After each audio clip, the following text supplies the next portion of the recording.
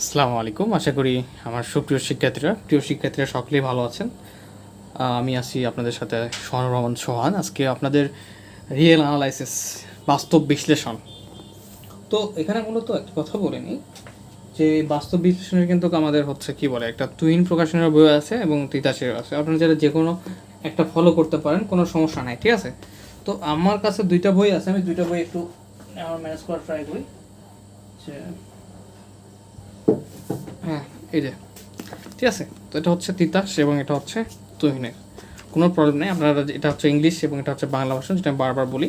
তো আজকে আমরা থিওরি 2 করবো। আমি সাধারণত তিতাসের থেকে আর কি মানে প্রশ্ন নাম্বারগুলো মিলাই নেওয়ার ট্রাই করি, তো ক্লাসে বোরিং হওয়া যাবে না। এই বইটা আমরা খুব দ্রুত, খুব ভালোভাবে শেষ করতে পারবো। খুবই সহজ একটা বই। সো শুধু মনোযোগ দরকার, এবং আমি আশা করি যে গত ক্লাসের বেসিক ক্লাসগুলো তোমরা সকলেই করেছ, কারণ সেই বেসিক ক্লাসেরই বেসিকগুলোর প্রয়োজন আজকে আমাদের এই যে থিওরি যেগুলো প্রমাণ করব। 2 থেকে 3টা আজকে আমরা থিওরি প্রমাণ করার চেষ্টা করব। তো প্রথম থিওরিটা হচ্ছে থিওরি 2, যে কোনো সেটের সুপ্রিমাম বিদ্যমান থাকলে উহা অনন্য। তো এখন প্রশ্নটা বোঝার চেষ্টা করি। তো তো এভাবেও আসতে পারে যে সুপ্রিমাম এবং ইনফিমাম উপপাদ্য, ওকে? সুপ্রিমাম এবং ইনফিমামের উপপাদ্যগুলো যেমন থিওরি 2, থিওরি 3 আছে, এগুলো উপপাদ্যের মধ্যে পড়ে। তো আমি একটা আই হোপ যে আপনারা যে আমাদের আরও যে সাবজেক্টগুলো ক্লাস হচ্ছে সেগুলো মনোযোগ সহকারে করতেছেন। এখন কথা হচ্ছে একটা বলি যে এই সাবজেক্টগুলো ক্লাসগুলো কিন্তু খুব একটা বেশি হয় না এখনও। এর কারণটা হচ্ছে একসঙ্গে সব সাবজেক্টগুলো শেষ করা একটা আমার জন্য টাফ। সো ধীরে ধীরে আগানোর চেষ্টা করতেছি, আপনারা আমার সঙ্গে আগাবেন। আই হোপ যে বেস্ট কিছু হবে। তো বলছে কোনো সেটের সুপ্রিমা বিদ্যমান থাকলে উহা অনন্য। আচ্ছা, তো প্রথমত কোনো সেটের ব্যাপারটা তো আমরা সকলেই জানি, এবং কোনো একটা সেট দেওয়া আছে, কিছু মান দেওয়া আছে। সেটের মানটা হতে পারে সাপোজ এস সেট ধরি এস সেটের কিছু মান দেওয়া আছে, S1, S2, S3 এরকম হতে পারে। এবং সুপ্রিমাম ব্যাপারটা কি গত ক্লাসে খুব সুন্দরভাবে আলোচনা করার চেষ্টা করেছিলাম সুপ্রিমাম সম্পর্কে। তো আজকে আমি জাস্ট বই থেকে সেই ব্যাপারটাই আপনাদের আবার রিমাইন্ড করে দেবো। আই হোপ যে কোনো প্রবলেম হবে না, ঠিক আছে? সুপ্রিমাম ব্যাপারটা কি, কোনো একটা সেট দেওয়া আছে, লঘিষ্ঠ উদ্দেশ্যমা বা সুপ্রিমাম কী ছিল, যে কোনো একটা সেট দেওয়া আছে S1 2 3 4। তো এই সেটের হচ্ছে সর্বোচ্চ শেষে যে মানটা দেওয়া থাকে সেটা হচ্ছে আমাদের সেই মান থেকে পরবর্তী বড় মানগুলো হচ্ছে আমাদের কি উর্ধ্বসীমার মধ্যে পড়ে, এবং উর্ধ্বসীমার মধ্যে পড়ে, এবং সেই শেষ মান সহ সেই যে বাকি মানগুলো ছিল সেগুলো সহ কি উর্ধ্বসীমা, এবং যেই সেটের শেষ মানটা হয় কি আমাদের, শেষ মানটা হয় আমাদের কি সুপ্রিমাম। শেষ মানটাকে সুপ্রিমাম বলে, কিন্তু সুপ্রিমাম সহ আমাদের যে বাকি মানগুলো থাকতেছে এই 4-এর থেকে বড় 5 6 7, এগুলো হচ্ছে আমাদের উর্ধ্বসীমা। তো যদিও গত ক্লাসের ব্যাপারগুলো খুব ভালোভাবে ক্লিয়ার করছিলাম, তারপর আবারও একটু রিমাইন্ড করে দিলাম। এখন আমরা এই থিওরি 2টা সলভ করব খুব সুন্দরভাবে, যে কোনো সেটের সুপ্রিমাম বিদ্যমান থাকলে উহা অনন্য। তো একটা সেট দেওয়া আছে, সেই সেটের সুপ্রিমাম আছে, এবং সেটাকে যদি সুপ্রিমাম থেকে থাকে সেক্ষেত্রে সেটা যদি দুইটা নিয়ে আমরা চিন্তা করার চেষ্টা করব। সেটের দুইটা মান সে যদি পরস্পর সমান হয়ে থাকে সেই যে এরা অনন্য হবে। তো সম্ভব হলে মনে করি যে একটা সেট এসের দুটি সুপ্রিমাম যদি সম্ভব হয়, সেক্ষেত্রে আমরা চিন্তা করব যে একটি সেটে আমাদের দুইটি সুপ্রিমাম আছে, এস এবং S1 আছে। তো আমরা জানি সুপ্রিমামও একটি ঊর্ধ্বসীমা, যে ব্যাপারটা আমি একটু আগে এক্সপ্লেন করলাম। যে একটু দেখার চেষ্টা করি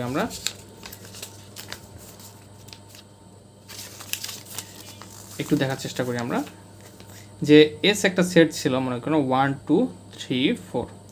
তো এখানে বলতেছে এই 4টা কি বলতেছে এটা এস এবং S1, এখানে দুইটা মানে সুপ্রিমাম চিন্তা করতেছে, এবং এরা যে উর্ধ্বসীমা বলছে 4-এর পর 5 6 7, এই 4 সহকারে এর বড় মানগুলা সবগুলাই কি সুপ্রিমাম বা সুপ্রিমাম আর কি, যেটাকে বলে লঘিষ্ঠ উর্ধ্বসীমা, ঠিক আছে?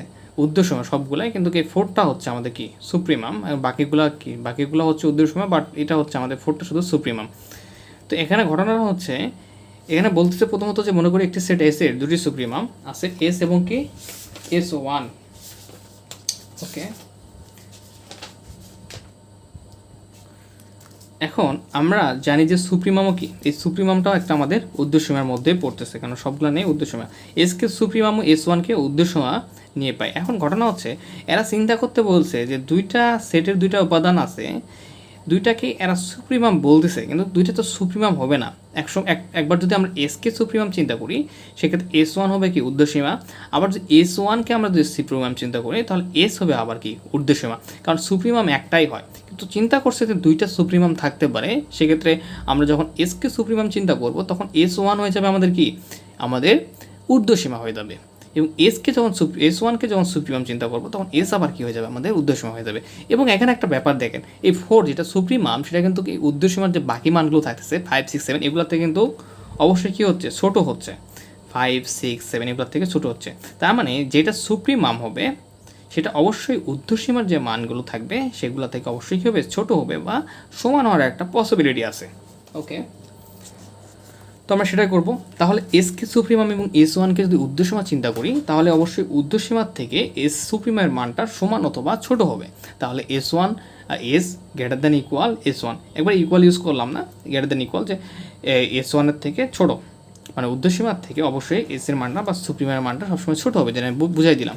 আবার S1কে এখানে যেহেতু আমরা দুইটাই দেখেন ধরে নিচ্ছি যে দুইটাই আমাদের সুপ্রিমাম আছে চিন্তা করছি, এখন S1কে যদি সুপ্রিমাম চিন্তা করি সেক্ষেত্রে আমাদের এসটা কী হবে, ঊর্ধ্বসীমা হবে, এবং সেক্ষেত্রে S1 যদি সুপ্রিমাম হয় তাহলে এস ঊর্ধ্বসীমার থেকে অবশ্যই কী হবে, আমাদের S1টা ছোটো হতে হবে। তার মানে S1 less than equal S. এই যে 1 ও 2 সমীকরণ পেলাম। এখন 1 এবং 2 নাম্বার সমীকরণ দিকে তাকালে আমরা দেখতে পারবো যে এই দুইটা পরস্পর কিন্তু সমান হয়ে যাচ্ছে এই দুইটার ক্ষেত্রে।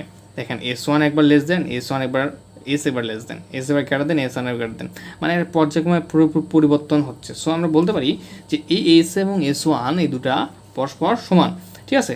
কেননা একবার দুইটা সুপ্রিমাম দুইটা নিয়মে দেখা যাচ্ছে যে আমাদের 1 ও 2 সমীকরণটা তাদের ক্ষেত্রে যখন আমরা S1 সুপ্রিমাম নিচ্ছি এবং এস সুপ্রিমাম নিচ্ছি ক্ষেত্রটা বা শর্তটা সেম থাকতেছে। সো 1 ও 2 হতে পাই SO1, S1 ও এস ইকুয়াল S1, অতএব কোনো সেটের সুপ্রিমাম বিদ্যমান থাকলে উহা অনন্য হবে। এটা থিওরিটিক্যাল, ঠিক আছে। তারপর থিওরিটিক্যাল যতটুকু বোঝানো দরকার যে এই যে সুপ্রিমাম ব্যাপারগুলো এবং কেন হচ্ছে এই 1 ও 2 সমীকরণগুলো আসতেছে সেগুলো বুঝিয়ে দিলাম। এখন আমরা এই সেম টাইপের আরেকটা আমরা থিওরি দেখার চেষ্টা করব, থিওরি 3, ঠিক আছে। এটা তিতাস সিরিজের বইয়ে থিওরি 3 যে বলতেছে কোনো সেটের ইনফিমাম বিদ্যমান থাকলে উহা অনন্য। এখন ঘটনা হচ্ছে ইনফিমাম ব্যাপারটা বুঝতে হবে, তাহলে এটা আমাদের ক্লিয়ার হয়ে যাবে। সেম ব্যাপারে এর আগেরটার মতোই, আগেরটা আমরা সুপ্রিমাম নিয়ে করছি, এখন আমরা সুপ্রিমাম বা হচ্ছে লঘিষ্ঠ ঊর্ধ্বসীমা নিয়ে করছি। এখন আমরা কি করব, গরিষ্ঠ নিম্নসীমা বা ইনফিমাম। তো সুপ্রিমামের বিপরীতটা হচ্ছে কি আমাদের ইনফিমাম। ইনফিমামের ব্যাপারটা হচ্ছে নিম্নসীমা নিয়ে কাজ করে। সাপোজ একটা সেট দেওয়া আছে, যেমন সেট এস দেওয়া আছে 1, 2, 3, 4। তো এই সেটের ইনফিমামটা হচ্ছে এই যে সর্বনিম্ন যে মানটা আছে প্রথমের দিকে সেটা হচ্ছে নিম্নসীমা, ঠিক আছে। এটা হচ্ছে নিম্নসীমা, আর এই নিম্নসীমার প্রথম মানটাই হচ্ছে ইনফিমাম। আর এই নিম্নসীমা বা গরিষ্ঠ মানগুলো এর নিচের দিকে থাকে। এখানে ইনফিমামটা সবসময় বড় হয় নিম্নসীমা বা হচ্ছে ইনফিমাম থেকে, ইনফিমামটা বা গরিষ্ঠ নিম্নসীমাটা এর যে বাকি যে নিম্নসীমা থাকে, মানে ঊর্ধ্বসীমা হচ্ছে কি এদিকে আর নিম্নসীমা হচ্ছে এদিকে, 1-এর থেকে যে মানগুলো থাকবে সেগুলো অবশ্যই কী হবে, ছোটো হবে। যেমন এই 1-এর পর 0, -1। তার মানে আমরা বুঝতে পারলাম কি ইনফিমামটা কী হবে, সবসময় নিম্নসীমা থেকে বড় হবে, আর সুপ্রিমামটা কী ছিল, ঊর্ধ্বসীমার থেকে ছোট। আর ইনফিমামটা কী হচ্ছে, ইনফিমামটা সবসময় নিম্নসীমার থেকে বড় হচ্ছে। ইনফিমাম ব্যাপারটা কিন্তু গত ক্লাসে খুব ভালোভাবে বোঝানো হয়েছে। তো আমরা এটুকু ধারণা পেলাম যে নিম্নসীমা বা ইনফিমাম ব্যাপারটা কি, একটা সেটের একদম ছোট মানে প্রথমকের মানটা হচ্ছে আমাদের ইনফিমাম, এবং এর থেকে যে কোনো বাস্তব সংখ্যা এসে নিম্নসীমা, এই 1 থেকে যতগুলো বাস্তব সংখ্যা নিচের দিকে পাবো আমরা সবগুলো নিম্নসীমা হিসেবে কাউন্ট হবে। আচ্ছা, আর এই 1টা গরিষ্ঠ নিম্নসীমা বা হচ্ছে ইনফিমাম। তাহলে এই সত্যটা যারা বুঝতে পেরেছেন তারা এটা বুঝতে পারবেন খুব সহজেই যে সম্ভব হলে মনে করি আগের মতোই একটি সেট এস এর দুটি ইনফিমাম আছে, L1 এবং L2।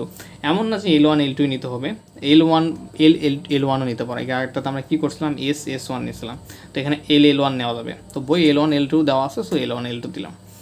আমরা জানি ইনফিমাম কি, গরিষ্ঠ নিম্নসীমা। গরিষ্ঠ নিম্নসীমা আমরা বলতে কি বোঝাচ্ছে, এখানে একটু কারেকশনের দরকার মনে হয় না। তো আমরা জানি ইনফিমাম একটা কি, গরিষ্ঠ নিম্নসীমা, মানে যে নিম্নসীমা আছে সেটা নিম্নসীমার প্রথম উপাদান, তাই না। তো L1কে আমরা প্রথমত ইনফিমান চিন্তা করি বা নিম্নসীমা চিন্তা করলাম, L1কে নিম্নসীমা চিন্তা করলাম, আর L2কে আমরা ইনফিমান চিন্তা করলাম, তাহলে L1টা অবশ্যই L2 থেকে ছোটো হবে, কেননা ইনফিমামের থেকে ইনফিমাম সহই তো, ইনফিমাম সহই নিম্নসীমা, বাট ইনফিমামটা হচ্ছে যেটা প্রথম সর্বনিম্ন উপাদান সেটা সেটের, এবং সেটা থেকে যে নিচের মানগুলো আছে সেগুলো হচ্ছে আমাদের নিম্নসীমা। তাহলে এই L2 থেকে অবশ্যই ইনফিমাম থেকে আমাদের কি নিম্নসীমা বা নিম্নসীমার মানগুলো কি অবশ্যই ছোটো হবে। এর আগেরটা যেমন সুপ্রিমামটা বড় ছিল, সুপ্রিমাম থেকে ঊর্ধ্বসীমাগুলো বড় ছিল, কিন্তু এখানে কি ইনফিমাম থেকে নিম্নসীমাগুলো অবশ্যই কি থাকবে, ছোট থাকবে। So L1 less than equal L2, 1 নম্বর সমীকরণ। সেমভাবে L2কে আমরা নিম্নসীমা এবং L1কে ইনফিমাম ধরলাম, তাহলে L2টা ইনফিমাম থেকে অবশ্যই নিম্নসীমা ছোটো হবে, তাহলে L2 less than equal L1। এখন 1 ও 2 হতে পাই L1 ইকুয়াল L2 পাবো, কেন পাবো, এর আগেরটাতে আমি একটু হালকা করে বিশ্লেষণ করছি। এখন দেখা যাক, অতএব এস এর ইনফিমামটা কী হয়ে যাবে, অনন্য হয়ে যাবে। তো এই দুটো সেম, এই দুটো হয়তো আমি যা আশা করবো যে ক্লাস শেষ করতে করতে তোমাদের হয়ে যাবে। এখন আমাদের আরেকটা আমরা থিওরি এখানে সলভ করার চেষ্টা করব, থিওরি 6। এবং এই থিওরি 6টা থিওরিটা বুঝতে হবে আমাদের প্রথমত সলভ করতে গেলে। আমরা একটু সুন্দরভাবে এটাকে বোঝার চেষ্টা করি। থিওরি 6-এ বলতেছে কি, প্রশ্নটার দিকে তাকানোর চেষ্টা করি, আমি একটু বই থেকে দেখানোর চেষ্টা করি। তো বাস্তব সংখ্যা এটা কেউ কী বলতেছে, আর্কিমিডিয়ান ধর্ম, ঠিক আছে, এই ধর্মের মধ্যে এটা একটা থিওরি। তো এই থিওরিটা মূলত কী বলতেছে, যদি এক্স একটা ধনাত্মক বাস্তব সংখ্যা হয়, তো আমরা ধনাত্মক বাস্তব সংখ্যা বলতে কী বুঝতেছি, অবশ্যই একে হচ্ছে মানটা কী হবে, পজিটিভ হবে, 0 থেকে বড় হবে। এবং ওয়াই যে কোনো বাস্তব সংখ্যা, ওয়াই যে কোনো বাস্তব সংখ্যা বলতে কি হয়, সে ঋণাত্মক হবে, হয়তো বা 0 হবে, অথবা সে কী হবে, ধনাত্মক হবে।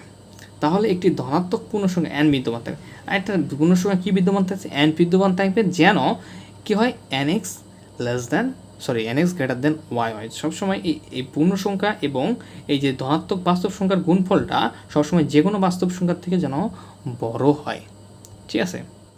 তো কেন বড় হবে বলেন তো, কেননা এটা তো সবসময় ধনাত্মক, আর পূর্ণ সংখ্যা তো আমাদের যদি গুণ করা হয়, আর যে কোনো বাস্তব সংখ্যা ওয়াই যদি হয় ঋণাত্মক, সেক্ষেত্রে তো অবশ্যই বড় হবে। তো আমরা সেই কথার দিকে না যাই, আমরা এটা এখন প্রমাণ করে দেখাবো, আমরা থিওরি 6টা এখন প্রমাণ করে দেখাবো।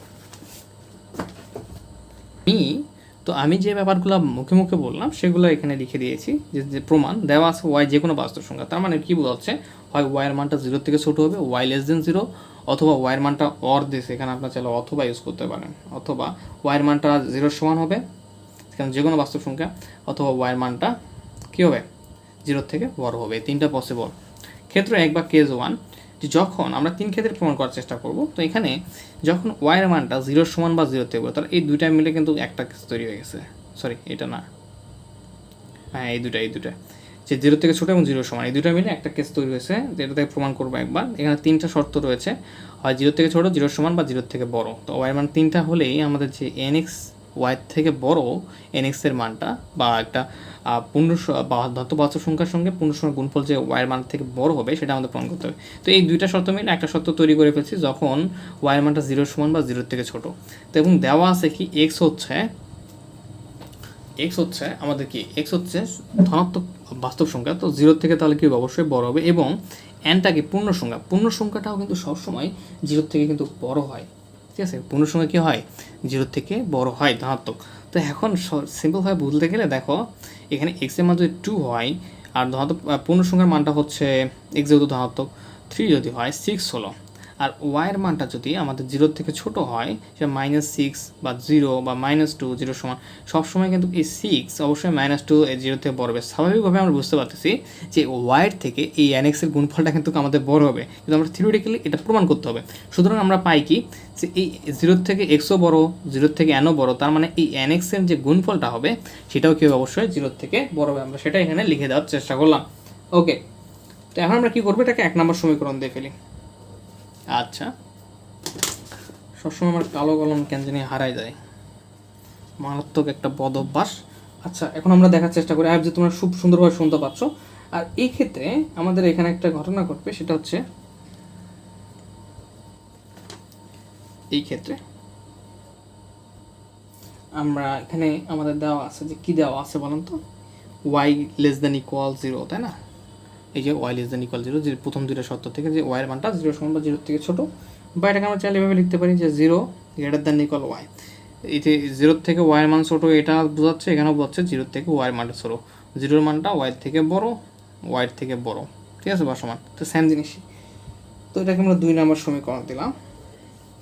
তো এখন ঘটনা হচ্ছে এখানে যে কাজটা করব আমরা, যে 1 ও 2 নং হতে পায়, 1 ও 2 হতে পায়, কি পাবো দেখেন, থিওরিটিক্যাল চিন্তা করেন, 0 থেকে nx এর মানটা বড়, তার মানে 0 সমান হোক বা 0 থেকে যে কোনো ছোটো মান আসুক না কেন সেটার থেকেও nx এর মানটা বড় হবে। তো এখানে ওয়াইকে যদি দেখার চেষ্টা করেন, তো ওয়াইয়ের মানটা হচ্ছে কি 0 সমান বা 0 থেকে ছোটো, তার মানে 0 সমান ওয়াইয়ের মানটা, তার মানে এই ওয়াইয়ের মানটা থেকেও nx এর মানটা বড় হবে, কেননা nx এর মানটা তো 0 থেকে বড়, তাই না? 0 থেকে যেটা আবার ছোটো, ওয়াই nx এর মানটা তো 0 থেকে ছোটো, 0 থেকে যার মান আবার ছোটো সেটার থেকে তো nx এর মান বড় হবে অবশ্যই। সো আমরা তাহলে লিখতে পারি যে 0 থেকে যেহেতু ওয়াইয়ের মানটা ছোটো, তার মানে আমরা লিখতে পারি nx এর মানটা ওয়াইয়ের থেকে ছোটো, nx less than greater than Y.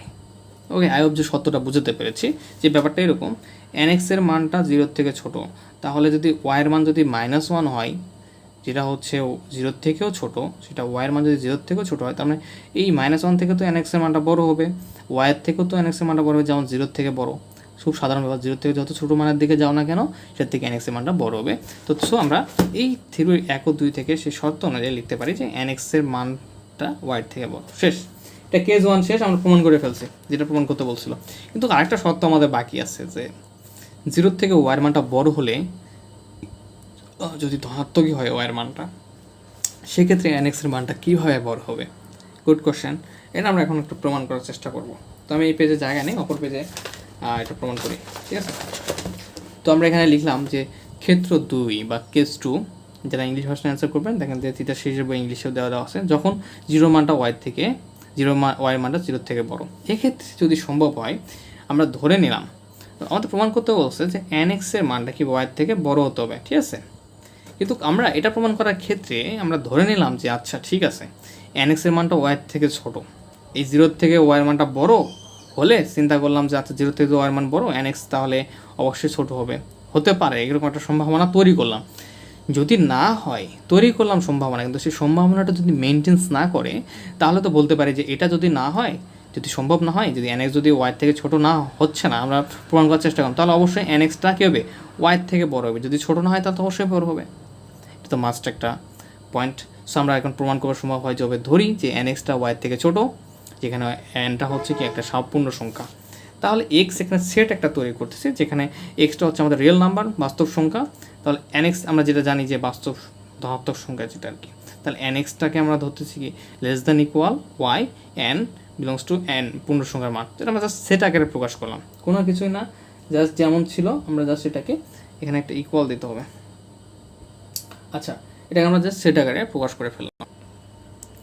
এখন এরা ঘোষণা করতেছে যে এই সেটটা একটা উদ্দেশ্য সীমায়িত, কেননা এই সেটের ওয়াইয়ের মানটা কি এই অংশটির সব থেকে বড় মান, আর আমরা জানি যে ঊর্ধ্বসীমা কখন হয়, যে সেটের বড় মানটা সেটা একটা আমাদের সেটের বড় মানটা বা শেষ মানটা হয় ঊর্ধ্বসীমা। সো এখানে ওয়াইটা যেহেতু বড়, সো এটাও সেটটি ঊর্ধ্বসীমায়িত এবং ওয়াই একটি ঊর্ধ্বসীমা। এখন এক্স সেটের একটি লঘিষ্ঠ ঊর্ধ্বসীমা থাকবে। লঘিষ্ঠ ঊর্ধ্বসীমা বলতে কি হচ্ছে, যেটা আমাদের বলতেছি যে কি সুপ্রিমা, তো একটা সেটার তো আমাদের লঘিষ্ঠ উদ্দেশ্যসীমা থাকবে, সেটাকে আমরা ইউ ধরে নিলাম, ঠিক আছে? লঘিষ্ঠ উদ্দেশ্যসীমাটাকে আবার মিস্টেকিং হয়ে যাচ্ছে, আমার কথা বলতে বলতে মিস্টেক হয়ে যাচ্ছে, সরি, যে লঘিষ্ঠ উর্ধ্বসীমা থাকবে তো একটা, তাই না? শুধু তো উর্ধ্বসীমায় থাকবে না, সেটাকে ইউ ধরে নিলাম। তো এই ওয়াইয়ের আগে তো লঘিষ্ঠ উর্ধ্বসীমাটা কোথায় থাকবে? ওয়াইয়ের আগে থাকবে অবশ্যই, কেননা আমাদের যেখান থেকে সাপোজ সেটের যে 4 দেখলাম 1 2 3 4, এটা উদ্দেশ্যসীমা এবং এর পরেরগুলো উদ্দেশ্যসীমা। তো এই 4টা আবার কি লঘিষ্ঠ উদ্দেশ্যসীমা বা হচ্ছে সুপ্রিমা, এরপরে তো আমাদের উদ্দেশ্যসীমাগুলো থাকে সাধারণ উদ্দেশ্যসীমা, এটা পুরোটাই উদ্দেশ্যসীমা, বাট 4টা এক্সট্রা করে আবার কি সুপ্রিমা বা লঘিষ্ঠ উদ্দেশ্যসীমা। তো এই 4টাকে ইউ চিন্তা করো আর বাকিগুলোকে ওয়াই চিন্তা করো, তাহলে অবশ্যই ওয়াইয়ের আগেই ইউ আছে, সো এই ওয়াইয়ের জায়গাটা কিন্তু ইউ দখল করতে পারবে, কোনো সমস্যা নেই। সো আমরা তাহলে পাই, এখানে লিখতে পারবো খুব সিম্পলভাবে, লিখে ফেলি যে nx less than equal u, এবং nx যেহেতু এখানে আমাদের কি পূর্ণ সংখ্যা এবং হচ্ছে বাস্তব সংখ্যার গুণফল, যেহেতু ইউর থেকে ছোটো, সো এখানে আমরা চাইলে এই nটা যেহেতু পূর্ণ সংখ্যা, তো n এর পূর্ণ সংখ্যার সঙ্গে যদি 1 যোগ করা হয় তাহলে কিন্তু পূর্ণ সংখ্যা থাকে, কোনো পরিবর্তন হবে না।